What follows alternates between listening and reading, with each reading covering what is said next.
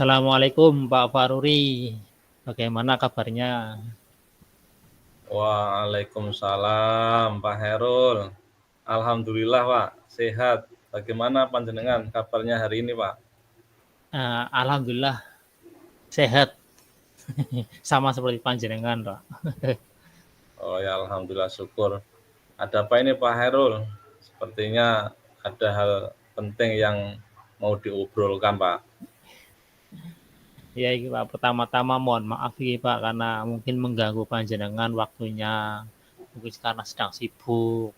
Ya, jadi saya ini ya minta bantuan Pak ini. Kira apa? Mohon bantuan panjenengan, cuman barangkali waktunya sibuk ya. Saya mohon maaf nih Pak sebelumnya Pak. Oh, enggak Pak. Saya enggak sibuk hari ini. Kebetulan lagi santai. Memang ada apa ini Pak Herul? Ceritanya ini mau cerita dulu nih Pak ya, kaitannya dengan perbincangan yang hari ini yang ingin saya sampaikan panjenengan ini. Sebelumnya mohon maaf sekali lagi Pak. Jadi begini Pak, ini saya mau ngobrol sama panjenengan. Ya sebentar sih, sekitar 10 sampai 15 menitan aja lah, nggak usah panjang-panjang karena barangkali ganggu panjenengan. Ini saya ini pribadi sedang bingung Pak, ini kaitannya dengan yang saya rasakan saat ini. Nah, mungkin harapan saya dengan ngobrol dengan panjenengan nanti ada sesuatu yang bisa saya dapatkan atau mungkin semacam solusi seperti itu, Pak. Harapannya seperti itu. Oh iya, enggak apa-apa Pak. Saya malah senang kalau ngobrol-ngobrol dengan panjenengan, apalagi apa yang bermanfaat, saya malah senang. Ngomong-ngomong, kira-kira tujuan obrolan kita apa Pak Herul ini untuk beberapa waktu ini? Tujuannya sih ini, Pak. Saya mengharapkan ini mendapatkan apa ya semacam solusi lah, Pak. Solusi atau mungkin Hmm. saran dari Pak Faruri, bisa juga masukan ini mengenai masalah yang saya hadapi. Kebetulan ini masalah yang saya hadapi ini selaku guru kelas 6 Pak, ini di kelas saya Pak. Oh ya berarti terkait panjenengan ngajar di kelas 6, Iya kemudian ada betul. permasalahan, ingin mendapatkan solusi, kemudian pengen ngobrol-ngobrol saya gitu. Tapi ya artinya belajar bareng-bareng, nanti kita coba ngobrol apa dari permasalahannya. Nuwun sewu Pak Herul, masalah yang panjenengan ingin sampaikan itu mohon maaf apa ya Pak? Iya, jadi begini Pak, saya coba cerita dulu nih. Nah, ini Oh ya monggo Pak. kaitannya dengan kelas yang saya ampu sekarang yaitu kelas 6. Ini ternyata kelas 6 ini untuk tahun ini tuh berbeda dengan tahun-tahun sebelumnya, Pak. Saya merasakan betul. Kalau tahun-tahun sebelumnya itu kelas 6 itu luar biasa. Mereka tuh sangat kompak, kebersamaannya itu dapat, Pak. Nah, entah mengapa untuk kelas 6 tahun ajaran ini mereka itu seolah-olah itu tidak ada rasa kebersamaan, Pak. Jangankan antara laki-laki dan perempuan, antar anak perempuan saja masih terlihat ada kayak dinding pemisah seperti itu Pak. Jadi semacam kayak geng-gengan gitu. Jadi antara kelompok perempuan ini dengan kelompok perempuan yang Hmm, satunya seperti ya. itu. Nah ini tentu ini sangat mengganggu saya dalam pembelajaran Pak.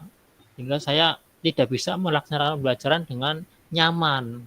Karena satu pembelajaran terutama ketika saya menerapkannya saat metode seperti diskusi ya, kerja kelompok seperti itu ataupun kegiatan-kegiatan lain di luar misalnya ini mereka itu terkesan tidak mau bareng-bareng Pak, sendiri-sendiri satu geng-gengan tadi. Nah ini membuat saya menjadi bingung Pak, makanya saya ingin mencoba cerita dengan panjenengan barangkali saya bisa menemukan solusi yang tepat Pak.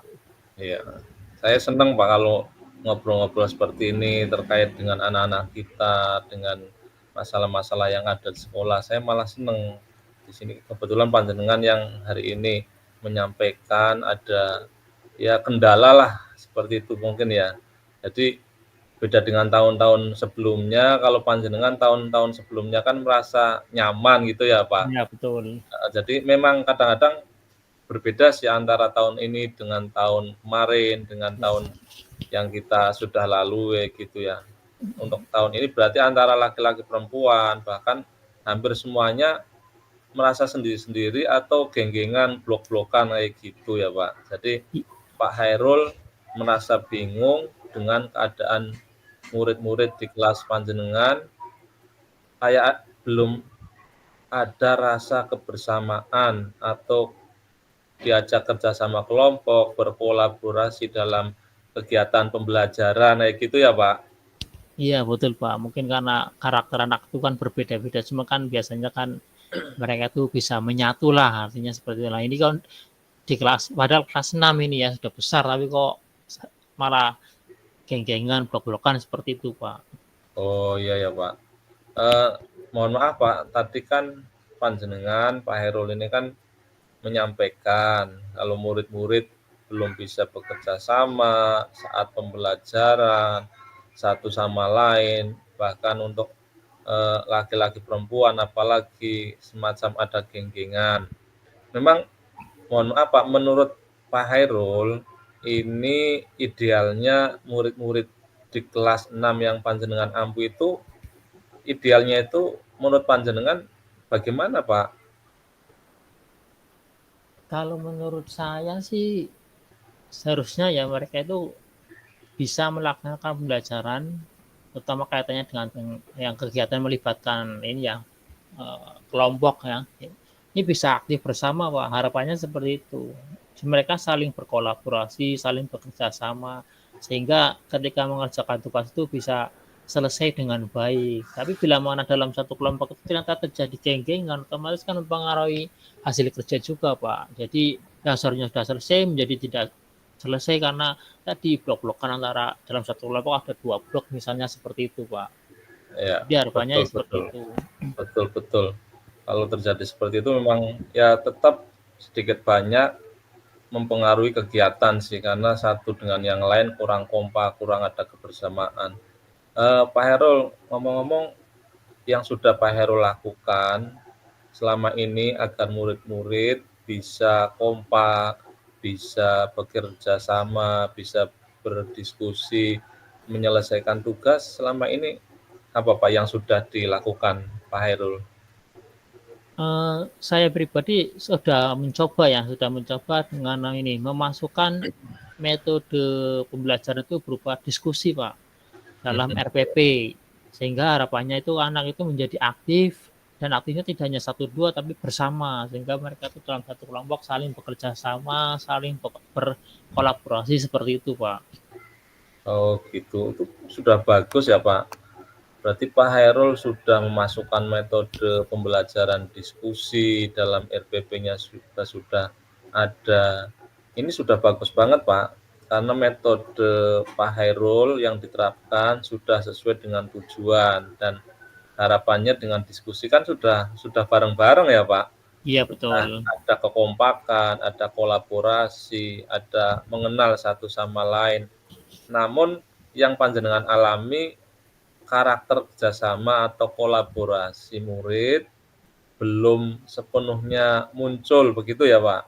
Iya betul. Ya, mohon maaf Pak, kalau boleh saya kira-kira itu ya panjenengan nanti kira-kira dari skala 1 sampai 10 Pak, kira-kira di posisi Pak Hairul sekarang itu berapa Pak dalam mencapai tujuan? Dari skala 1 sampai 10 ini misalnya. Kalau misalnya dibuat skala mungkin saat ini posisi saya ada di posisi 5 mungkin Pak. Iya, jadi posisi anak-anak dari kekompakan, kerjasama, kolaborasi satu sama lain, menurut Pak Hairul itu skala 5. Yang Pak Hairul ini kan skala posisi berapa Pak? Dari 1 sampai 10 Pak? Kalau saya pribadi sih enggak usah muluk-muluk sampai 10 ya Pak, karena skalanya 1 sampai 10, karena kalau 10 itu terlalu istimewa bagi saya. Ya paling tidak 9 lah Pak. 9 itu bagi saya sudah cukup gitu seperti itu. Karena kalau 10 itu terlalu sempurna mungkin menurut saya. Jadi dari 5 itu setidaknya anak-anak itu bisa mencapai ke skala atau posisi ke 9 Pak. Harapannya seperti itu. Oke oke, berarti kira-kira ada progres gitulah ya, dari Iya yang betul. tadinya biasa, kurang kompak, kemudian naik, kelihatan kompak, kerjasama, kolaborasi bareng-bareng. Kira-kira selain metode diskusi nih Pak, pasti kan ada cara lain nih Pak. Kira-kira menurut Pak Hairul, kira-kira cara lain mencapai tujuan tersebut itu apa Pak untuk menjadikan anak itu lebih kompak dalam berkegiatan di kelas Pak Hairul itu Pak, kira-kira? Mungkin ini ya Pak, apa ya, saya bisa dengan cara memotivasi siswa-siswa saya Pak, sebelum pembelajaran. Nah mungkin atau mungkin saat pembelajaran saya bisa dengan apa ya, melakukan penilaian sikap. Nah, dengan cara saya tekankan untuk penilaian sikapnya mereka dan di akhir kegiatan mungkin kita bisa melakukan refleksi gitu Pak. Atau juga bisa memberikan apresiasi terhadap murid yang bisa menjaga kebersamaan sehingga mungkin dari situ siswa tersebut bisa saling menjaga kekompakan. Mungkin seperti itu Pak yang Keren bisa Pak, dilakukan. itu keren itu.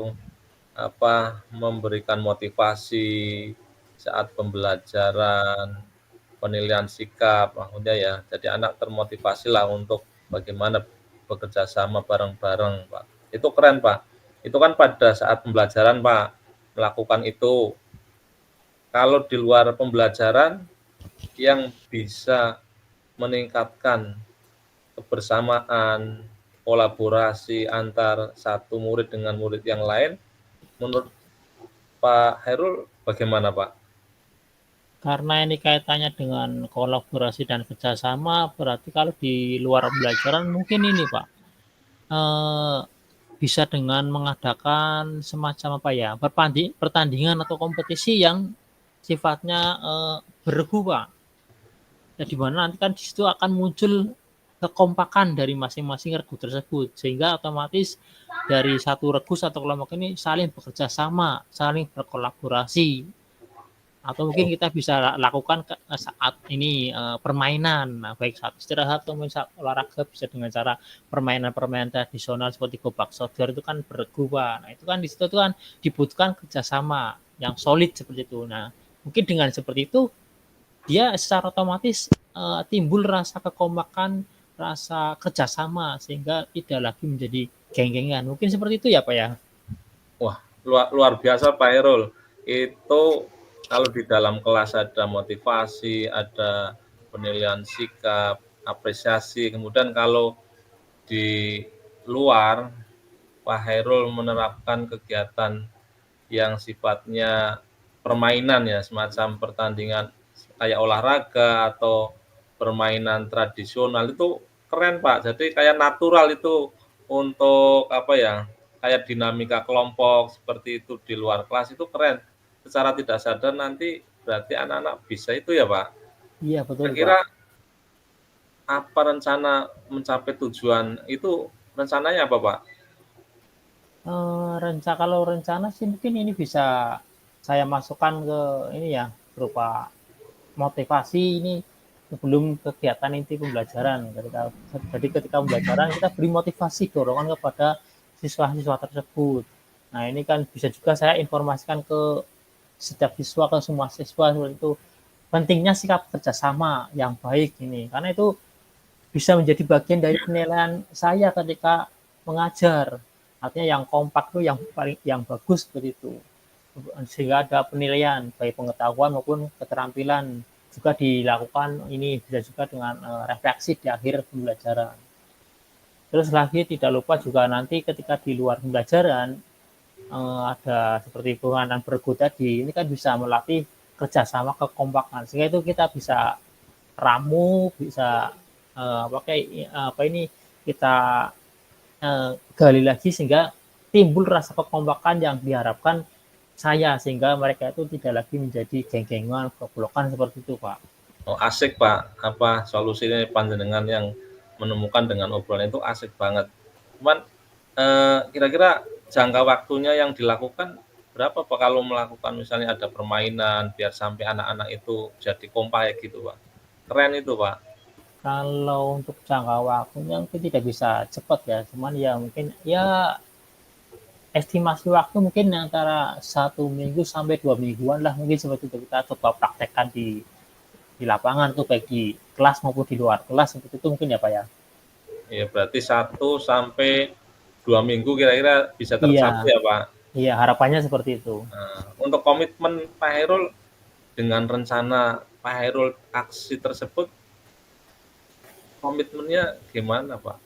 Untuk komitmennya ya seperti tadi dari awal ya, mungkin saya akan membuat RPP dengan menitik beratkan pada metode diskusi, karena itu kan kaitannya dengan kekompakan dan kerjasama.